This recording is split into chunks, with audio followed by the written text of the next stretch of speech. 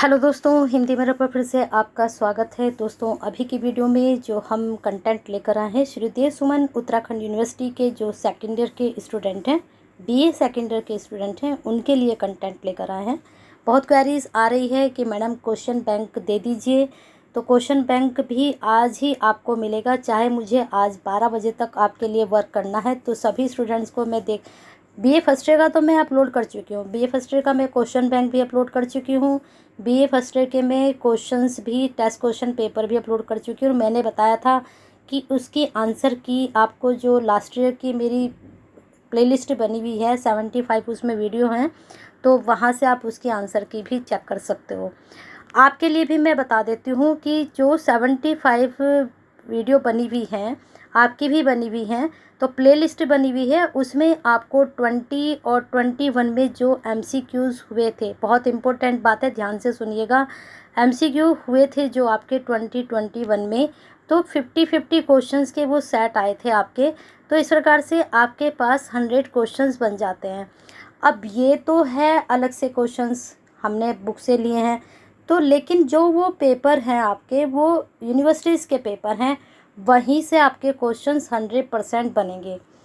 आप कहेंगे तो टेस्ट पेपर लगा लो उसका, नहीं तो आप उसको जो है प्रीवियस की जो मेरी वीडियो है, पिछली जो वीडियो हैं, उनको आप उठा कर देख सकते हो। नहीं तो मैं उसका टेस्ट पेपर बना देती हूँ, उसका आप टेस्ट पेपर लगा लेना।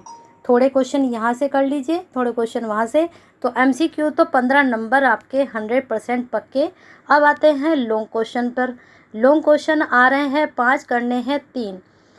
5 में से 3, वैसे तो हमारे बताए हुए 4 से 5 क्वेश्चन आ रहे हैं, लेकिन 100% की गारंटी कि 3 क्वेश्चन आपके लॉन्ग जरूर आएंगे।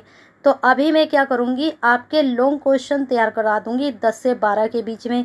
थर्ड ईयर वालों की भी क्वारीज आ रही है, तो 10 से 12 के बीच में अभी लॉन्ग क्वेश्चन करा दूँगी। आज आप उनको कर लीजिए, कल दोपहर तक मैं कोशिश करूँगी कि आपके शॉर्ट क्वेश्चन भी तैयार करके दे दूँ। तो बने रहिए हिंदी मिरर के साथ, अपने ऐसे ही प्यार और साथ बना के रखिए। ज़्यादा से ज़्यादा शेयर कीजिए, जिससे आपके द्वारा भी सभी स्टूडेंट्स की हेल्प हो सके, जैसे हमारे थ्रू आपकी हो रही है। और जो स्टूडेंट अभी तक नहीं जुड़े हैं, हिंदी मिरर से जुड़ जाइए, सब्सक्राइब कर लीजिए, बेल आइकन हिट कर लीजिए। अभी एग्ज़ाम की तैयारी चल रही है, आगे भी आपको नोट्स वगैरह प्रोवाइड कराए जाएंगे, और जैसे जैसे आपके रिजल्ट आते जाएंगे आपको जानकारी मिलती जाएगी। और साथ में एक लाइक तो बनता है, वीडियो शुरू होने से पहले, जानकारी लेने से पहले एक लाइक कर दीजिए। चलिए शुरू करते हैं।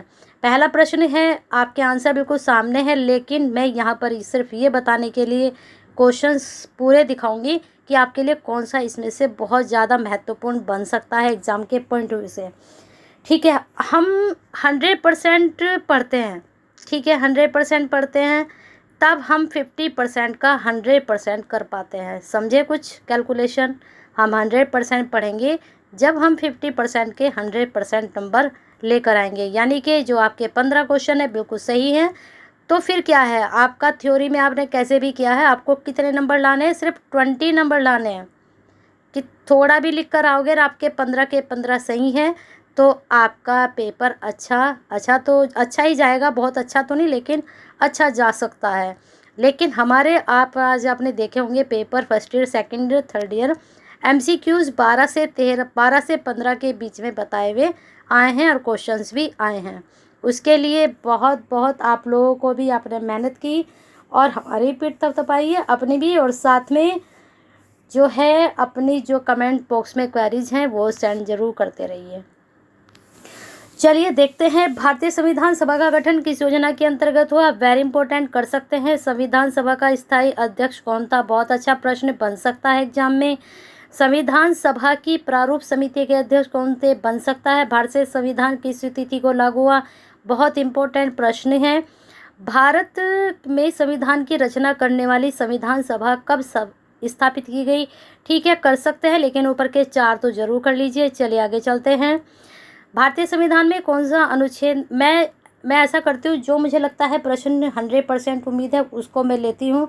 बाकी प्रश्न आप देख लीजिए, स्क्रीनशॉट ले लीजिए इनका, या फिर पढ़ते हुए चलिए, आंसर आपके सामने है। जो मुझे सही लगेगा मैं सिर्फ अभी उसको बताऊंगी आपको, क्योंकि इतने प्रश्न हैं, तो मैं जो भी बताऊंगी उसको आप ज़रूर नोट डाउन कर लें। संविधान में संशोधन संबंधी कितनी प्रक्रिया बताई गई हैं, इसको आप ले सकते हो।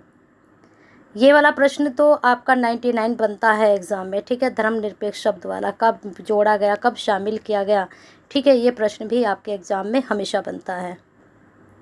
चलते हैं आपके नेक्स्ट क्वेश्चन पर। किस संविधान संशोधन द्वारा संपत्ति के मौलिक अधिकार को मौलिक अधिकार की श्रेणी से निकाल दिया गया? मौलिक अधिकार आपके सिलेबस में हैं, बहुत अच्छे से पढ़ लीजिए क्योंकि यहाँ से प्रश्न 100% बनेगा। चलिए आगे चलते हैं। ये छोड़ते हैं, ये भी हम छोड़ते हैं, ये भी छोड़ते हैं। ये ले लीजिए, नीति निर्देशक तत्व। भारतीय संविधान निर्माताओं ने राज्य के नीति निर्देशक तत्व किस संविधान से लेंगे? बहुत इंपॉर्टेंट, 99 आप इसको मान के चलिए। संविधान में दिए गए अधिकारों को मूल अधिकार, इसको आप रहने दीजिए। चलिए आगे चलते हैं।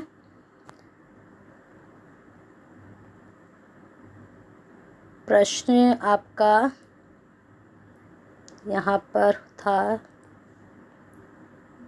आयरलैंड से, ठीक है। अब आते हैं 17 पर। 17 से देखिए आप,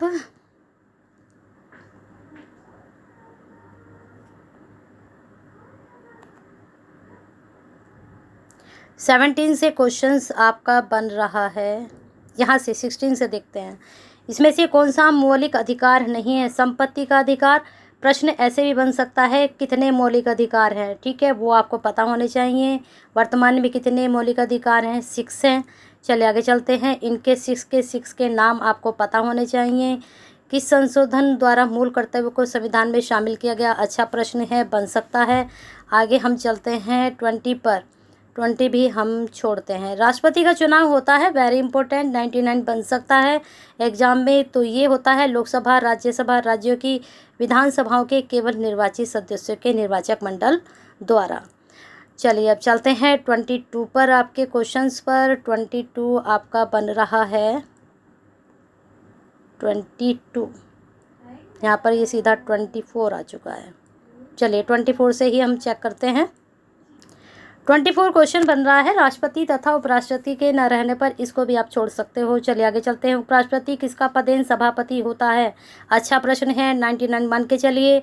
भारत के उपराष्ट्रपति का चुनाव करता है, कौन करता है? बहुत अच्छा प्रश्न है, एग्जाम में पूछा जा सकता है। आगे है केंद्र मंत्रिपरिषद अपने कार्यों के लिए, ये आप छोड़ सकते हो। चलिए आगे देखते हैं प्रश्न आपका क्या बनेगा। 30 में आपका क्वेश्चन बन रहा है, केंद्रीय मंत्रिपरिषद अपने कार्यों के लिए निम्न में से किसके प्रति उत्तरदायी होती है? ये बहुत अच्छा प्रश्न है, एग्जाम के पॉइंट ऑफ व्यू से बन सकता है। ये वाला आप छोड़ सकते हो, 31 वाला। आगे चलते हैं। राष्ट्रपति किसे प्रधानमंत्री नियुक्त करता है? ये भी आप छोड़ सकते हो। प्रधानमंत्री किसके प्रति उत्तरदायी है? ये बहुत अच्छा प्रश्न है, ये बन सकता है। योजना आयोग का अध्यक्ष होता है, वेरी इंपॉर्टेंट, 99 इसको तैयार करके रखिए, बहुत अच्छा प्रश्न है, प्रधानमंत्री होते हैं। चलिए आगे देखते हैं प्रश्न और क्या निकल कर आ रहे हैं आपके। 36 आप छोड़ सकते हो। नेक्स्ट क्वेश्चन, भारत में लोकसभा के लिए मतदान के अधिकार हेतु न्यूनतम आयु है, ये प्रश्न बन सकता है। सदस्यों की संख्या जरूर देख लीजिए, पूछी जा सकती है। राज्यसभा के सदस्यों की संख्या, राज्य न्यूनतम निर्धारित आयु से संबंधित संख्या, प्रश्न जरूर कर लीजिए क्योंकि, और हाँ एक ये प्रश्न जरूर पूछा जाता है 12 सदस्यों वाला, राष्ट्रपति वाला, ठीक है। आगे देखते हैं और प्रश्न क्या अच्छे बन सकते हैं।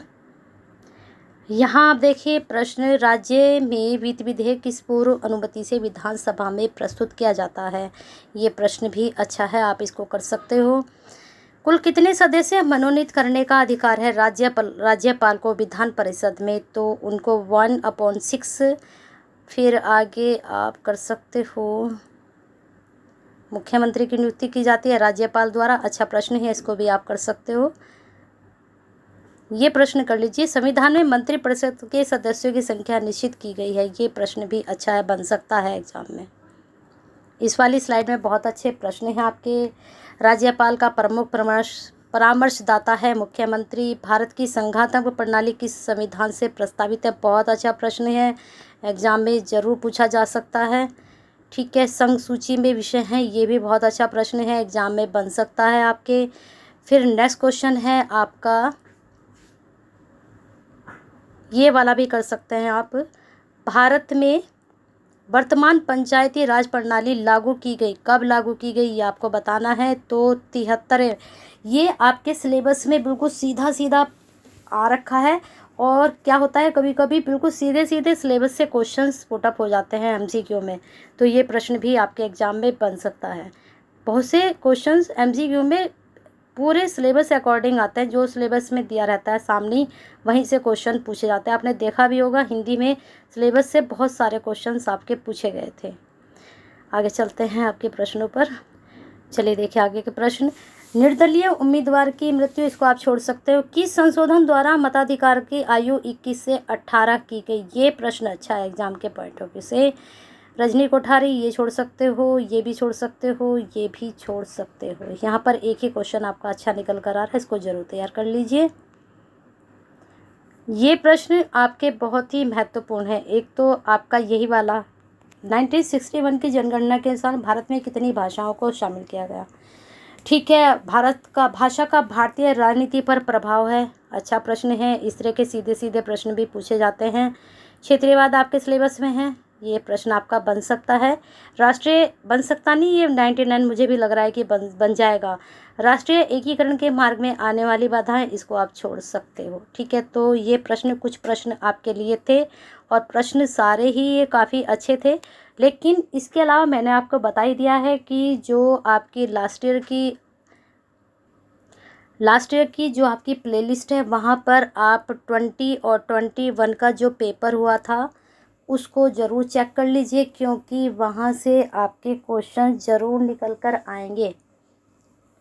ठीक है, मेरे पास बुकलेट हुई तो मैं टेस्ट पेपर लगा दूँगी आपका, क्योंकि यहाँ पर नहीं है, मुझे देखना पड़ेगा कॉलेज जाकर कल, तो मैं आपकी कल बुकलेट के टेस्ट पेपर लगा लूँगी। ठीक है, आप उसको सॉल्व करना और फिर उसके आंसर आप जो है प्लेलिस्ट में जाकर चेक करना। तो बने रहिए हिंदी मिरर के साथ। अभी हो सकता है रात तक आपको लॉन्ग क्वेश्चंस की वीडियो भी मिल जाए, तो तब तक आपको ये क्वेश्चन सॉल्व करने हैं और इनको अपनी नोटबुक में नोट डाउन कर लीजिए अलग से। और बने रहिए हिंदी मिरर के साथ, ज़्यादा से ज़्यादा शेयर कीजिए और केयर कीजिए।